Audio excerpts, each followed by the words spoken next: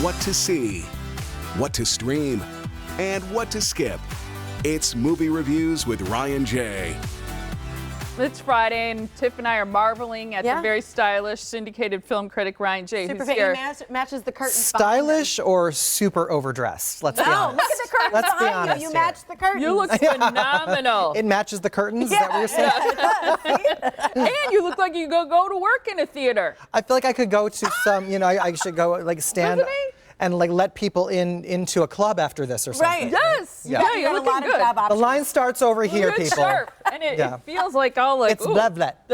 Yes. I love it.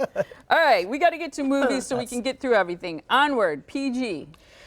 Once upon a time, the world was full of wonder, and the best part was magic was real. Aww. That's how this movie begins. And then, of course, it jumps to today's world where all the magic is gone. But it's elves and gnomes and witches and wizards and unicorns and dragons. And I love the setup of this film. Aw, who's voicing this? We have a great vocal cast. It's Tom Holland, Chris Pratt, Julia Louis-Dreyfus, Octavia Spencer. Wow. They're all so good. And like any great Disney fairy tale, one of the parents is gone, has left us, so it's a little sad that way. But Pixar, they did Inside Out and the Toy Story movies and Up, so it's along that line. Okay, It's so emotional. yeah. Very emotional. There's a great adventure that they go on. A lot of the kids were very sad. Some of the kids found it too sad. There were children at the screening that found it a little bit too sad.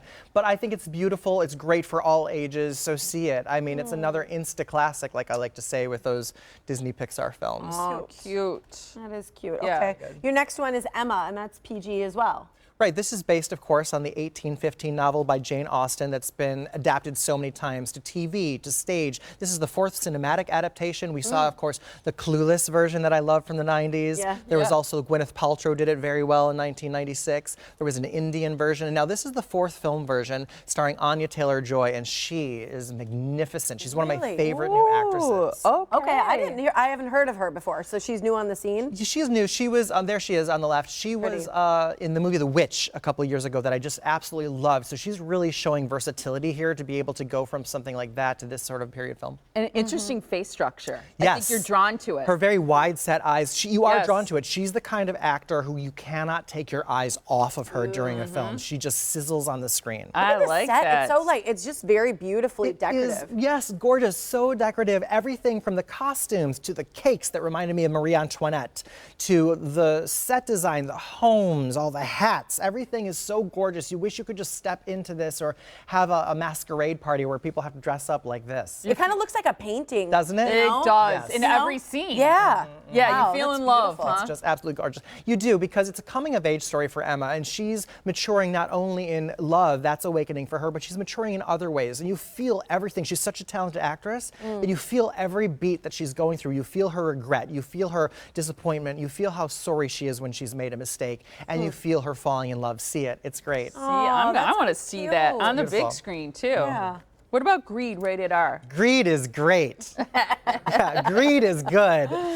This is a very British. Look at those teeth. Yeah, I know, Steve Coogan. This is a very British, very clever, very smart, very dirty comedy. I love Steve Coogan. It is think it's like the Kardashians Unleashed. It's the uber riche. People who've got so much money they don't even understand the value of money. They're completely out of touch with reality. They don't know what they're spending or how much they're spending. They're spending way too much. They're also filming a reality show. Hint, boy. it's not real, as a former reality TV producer myself. Okay, Yeah. I loved this movie. It's so naughty. What about the It is language? so naughty. It is such bad language. Oh. I watched it with my mom, and of course I'm blushing and all the mother of all language words that are dropping left and right, and I'm like, and my mom is like, oh Ryan, it's just a movie. Like my mom is the coolest mom in the world, felt right? uncomfortable and she's she was super like, "Get chill, over it." and I'm like freaking out. I'm like clutching my pearls at the language in this movie.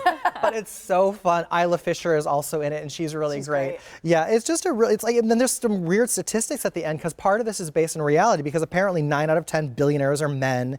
80% of all women who only make $4 an hour in these factories for a lot of these companies that these billionaires are running make $4 an hour working 12-hour days. Wow. So there's horrible, obviously financial reality disparity and to it. whatever. I don't think it's about social commentary as much. It's just really funny. I love, go see Greed. See it. Okay. All right, let's see it. Okay. Your last one is The Portrait of a Lady on Fire, and this is rated Yes, R. and this is a foreign language film from France Okay. with English subtitles. It was Golden Globe nominated for Best Foreign Language Film and also Critics' Choice Choice Award nominated. Didn't win this year, but it's great, and you can tell why it was nominated. Okay. Speaking of looking like a painting, every shot in this film looks like a Baroque painting. Really? It takes place in that time period. It's about a woman who's depressed because she's in France and she's getting married to a man in Italy, and she doesn't want to, and she refuses to have her portrait painted by anyone, and finally she agrees to have her portrait painted by this one person and falls in love with her, which is forbidden love because of the LGBTQ spin on this, and it's really good. It's heartbreaking. So much is said just between their eyes.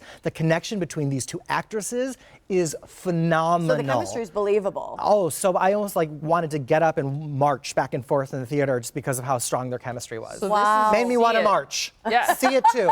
Force See it. Very different movies. There's something for everyone this weekend at the theater. No excuse not to go and see something. There you I go. like it. I And like your it. movie Yep. club?